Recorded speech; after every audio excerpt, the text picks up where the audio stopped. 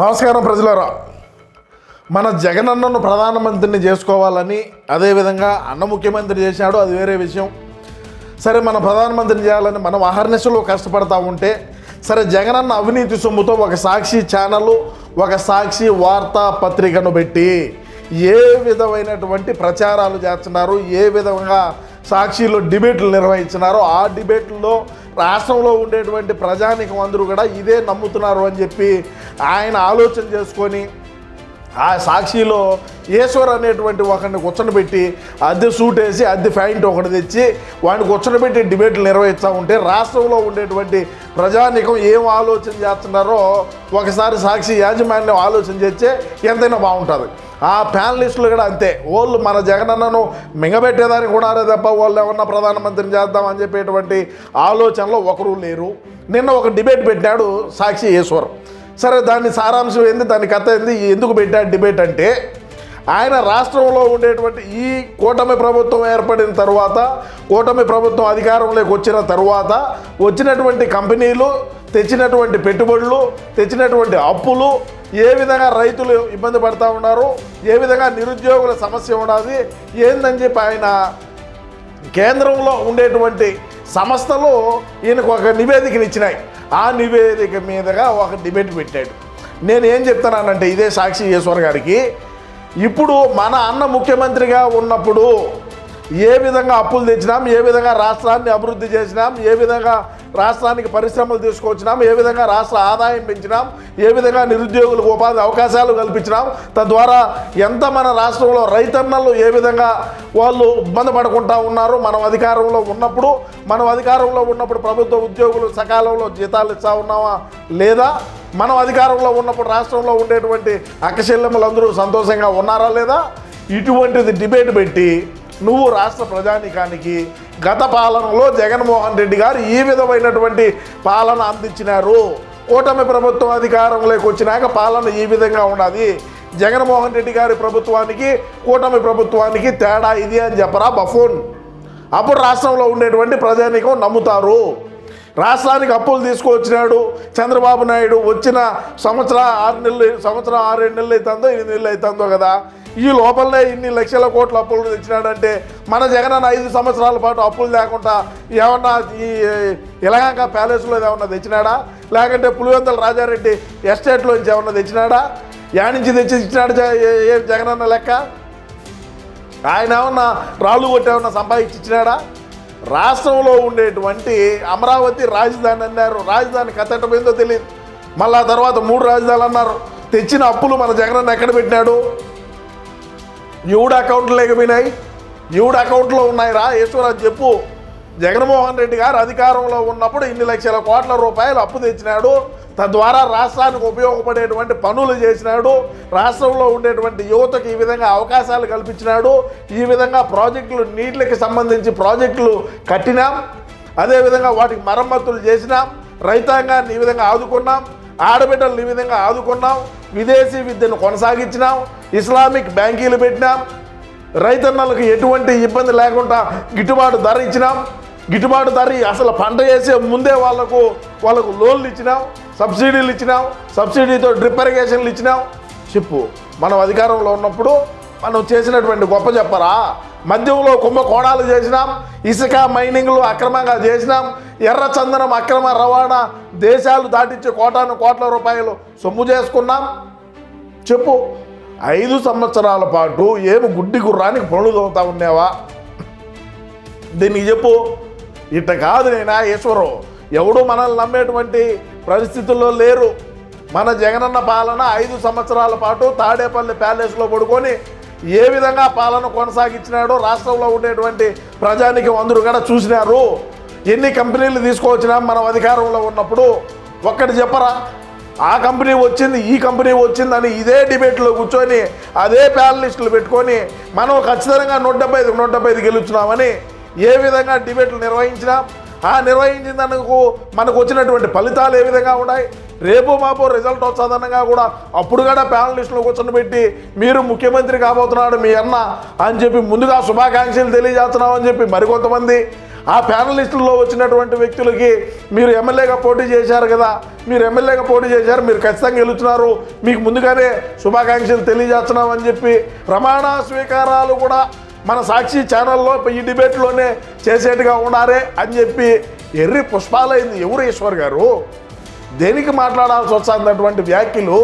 రాష్ట్రంలో ఉండేటువంటి ప్రజానీకం అందరూ ఏం ఆలోచన చేస్తున్నారు? ఏంది? మనం ఏ నినాదంతో అధికారంలోకి వచ్చినాం? అధికారంలోకి వచ్చిన తర్వాత ఏనాడైనా సరే మంత్రులతో కానీ ఎమ్మెల్యేలతో కానీ ముఖాముఖిగా కూర్చొని మీ నియోజకవర్గానికి ఏమి సమస్యలు ఉన్నాయి, మీ శాఖలో ఏ విధంగా పనితీరు ఉన్నదని ఏనాడైనా అడిగినాడా?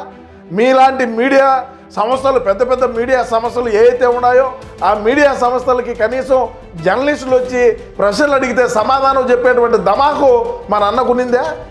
ఉన్నప్పటికీ లేనప్పటికీ మనమైతే ప్రధానమంత్రిని చేస్తాం, అది వేరే విషయం. దాంట్లో ఎక్కడా కూడా డౌట్లే. మనం ఎక్కడా కూడా వెనక్కి తిరిగి చూడాల్సినటువంటి అవసరం కూడా లేదు. ఒకటా రెండా మూడా మనం చెప్పుకుంటూ పోతే కొల్లలు ఉన్నాయి. మన అన్న చేసినటువంటి అభివృద్ధి, రోడ్లు ఏ విధంగా ఉన్నాయి, ఏ విధంగా రోడ్లు, ఏ విధంగా రోడ్ల పరిస్థితి ఏ విధంగా ఉన్నింది, ఎంతమంది మీద అక్రమంగా కేసులు కట్టినాం. సోషల్ మీడియాను వేదికగా చేసుకొని ఎవడైనా సరే మాట్లాడితే వాడి మీద సిఐడి కేసు పెట్టినటువంటి చరిత్ర. ముసలోళ్ళ మీద సిఐడి కేసులు ఏంది ఆ పెట్టేది? మనం ఏ విధంగా పాలన, అమరావతి రాజధాని ప్రాంతంలో ఉండేటువంటి ఎవరైతే మహిళలు ఉంటారో వాళ్ళ మీద పులివెందుల నుంచి గోణాలు తీసుకొని పోయి ఏ విధంగా వాళ్ళను కొట్టించినాం, ఏ విధంగా వాళ్ళు మహిళలని కూడా చూడకుండా వాళ్ళను కడుపుల మీద దండినటువంటి రోజులు ఈ ఈశ్వర్ మర్చిపోయినాడా? ఎందుకు మాట్లాడలేకుండా నువ్వు ఈరోజు? ఆ రోజు మాట్లాడవు, ఈరోజు అంటే మనం అధికారంలో లేవు. ఎస్, మా జగనన్న ఇటువంటి లగాపాలన చేశాడు కాబట్టి 11 వచ్చినాయి, మేము ఇక మీద చెయ్యం, మేము ఇక మీద మంచి పాలన అందించాం. రాష్ట్ర ప్రజానికం ఏమి కోరుకుంటూ ఉన్నారో అటువంటి పాలనే ఈసారి జగన్మోహన్ రెడ్డి గారు అందించారు. మీరు ఈసారి జగన్మోహన్ రెడ్డి గారికి ఓట్లు వేయండి అని చెప్పి అడుక్కో, ఇబ్బందిలే. నేను అడుక్కోవటంలే, రోజా అన్నను ప్రధానమంత్రిని చేద్దామయ్యా, మీరందరూ మాకు సపోర్ట్గా ఉండాలని రోజు అడుగుతానే ఉన్నా కదా. మరి నువ్వు అడుగు అదే విధంగా, ఇబ్బంది ఏమున్నది? ఏమి ఇబ్బంది ఏమి లేదు. ప్రతి ఒక్కటి కూడా ఏదో జరిగిపోయిందని, ఏదో అక్కడ ఇంకా లేదని ఈ యొక్క కూటమి ప్రభుత్వం మనకంటే మన మాదిరి పాలన అందియాలంటే ఎవరు వేయలేరు. ఎందుకంటే అది ఒక అన్నకే సాధ్యం, అది ఒక అన్నకే సాధ్యం. అన్న ప్యాలెస్లో కూర్చొని మీరు ఇంత తీసుకోండి నాకేం తీయండి అని చెప్పడంలో మనవాడు, మనకంత మించినోడు ఇంకొకడు ఉండడు, అంత దమాకు ఇంకొకటికి రాదు. రావాలన్నా అది కుదిరే పని కూడా కాదు.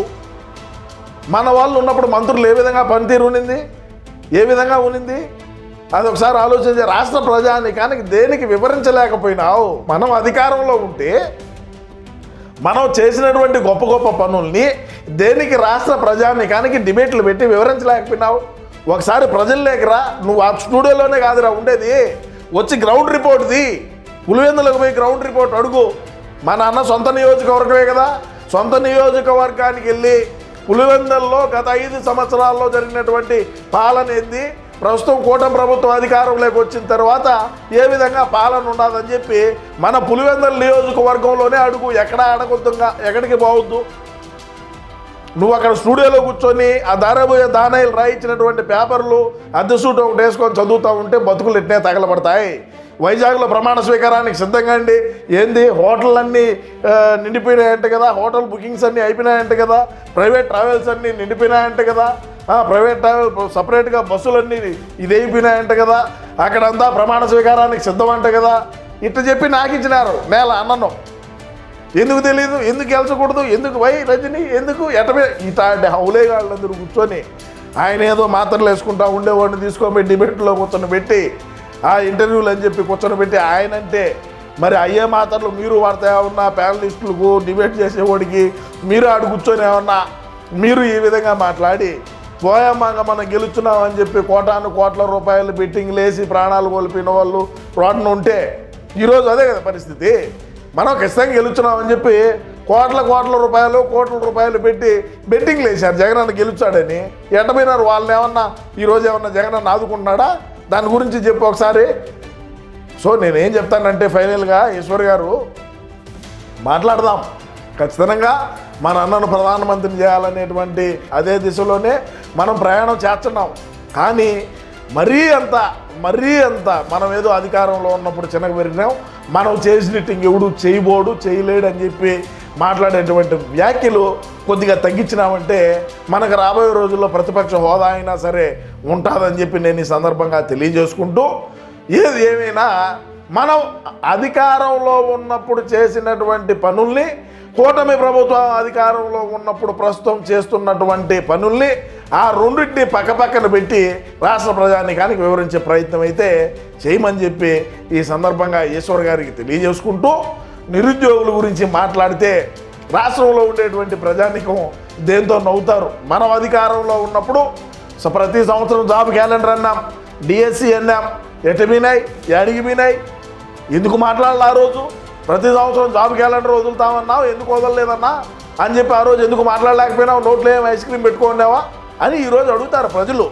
సో అందుకని చెప్పి నేనేం చెప్తానంటే ఈశ్వర్ గారికి కొద్దిగా మాట్లాడేటప్పుడు ఒకసారి మన అన్న ఏ విధంగా పాలన చేసినాడని చెప్పి ఒకసారి ఆలోచన చేసుకొని కొద్ది రోజులు కూర్చొని దాని మీద స్టడీ చేసి డిబేట్లు పెడితే బాగుంటుందని ఈ సందర్భంగా తెలియజేసుకుంటూ, ఏది ఏమైనా కూడా మా సాక్షి ఛానల్లో ఈశ్వర్ నిర్వహించేటువంటి డిబేట్లపైన మీ అమూల్యమైన అభిప్రాయాన్ని తప్పకుండా కామెంట్ రూపంలో తెలియజేయండి.